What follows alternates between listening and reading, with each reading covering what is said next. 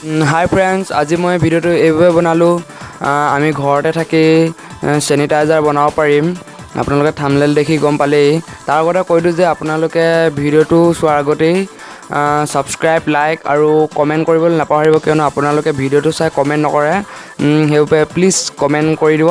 তেন্তে বলক ভিডিঅ'টো আৰম্ভ কৰোঁ। ফ্ৰেণ্ডছ, পোনপ্ৰথমে আপোনালোকে ডেটল লৈ ল'ব, কিয়নো ডেটল মানুহৰ ঘৰত থাকেই। তাৰপিছত এনেদৰে ভাল চাফা বটল এটা লৈ ল'ব। মই এইটো বটল ইউজ কৰিছোঁ, আপোনালোকে দেখিছে। আৰু এগিলাচ পানী লৈছোঁ।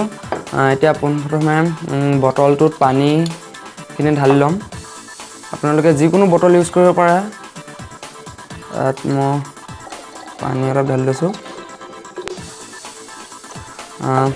তাৰপিছত আপোনালোকে ইয়াত ডেটল এচামুচমান ঢালি দিব।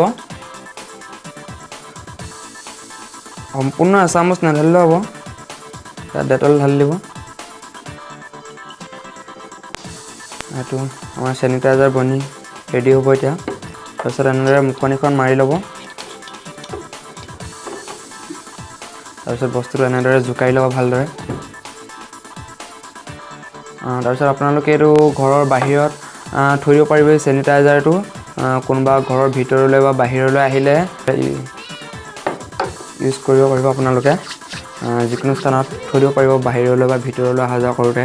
যদি ভিডিঅ'টো ভাল লাগিলে ছাবস্ক্ৰাইব, লাইক আৰু শ্বেয়াৰ কৰিবলৈ নাপাহৰিব। ধন্যবাদ।